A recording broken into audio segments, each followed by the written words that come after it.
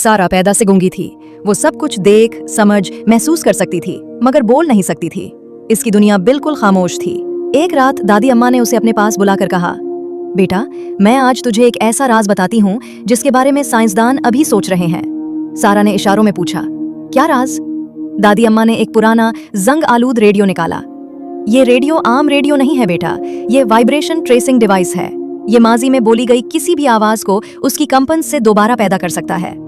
सारा की आंखें फैल गईं। दादी ने बताया कि हर आवाज कभी खत्म नहीं होती, वो फजा में लहरों की सूरत में सफर करती रहती है।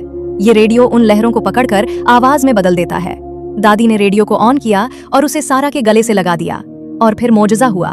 रेडियो से आवाज आई, मगर वो किसी और की नहीं, सारा की अपनी थी। एक छोटे बच्चे की नर्म आवाज गूंजी, अम्मी देखो, मैंने ततली पकड़ी है। सारा चूक उठी। ये उसकी अपनी आवाज थी, वो तो कभी बोली ही नहीं थी। दादी अम्मा ने आंखों में आंसू लिए कहा, बेटा, ये तेरी वो आवाज है जो तूने अपनी अम्मी के पेट में रहते हुए कही थी।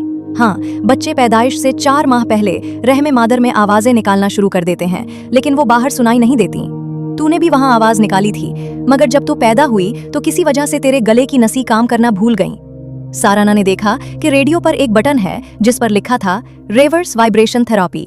दादी ने कहा, ये रेडियो तेरी माजी की आवाजों की फ्रीक्वेंसी को तेरे मौजूदा गले की बंद नसियों पर डालेगा।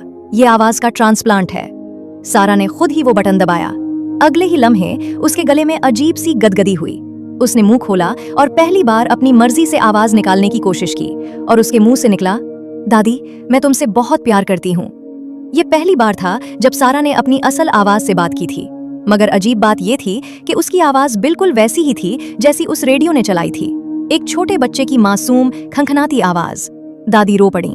सारा ने कहा, मुझे अब अपनी आवाज मिल गई है, और ये सबसे प्यारी आवाज है, क्योंकि ये वही है जो मैंने सबसे पहले तुम्हारे लिए कही थी, जब मैं अभी दुनिया में आई ही नहीं थी।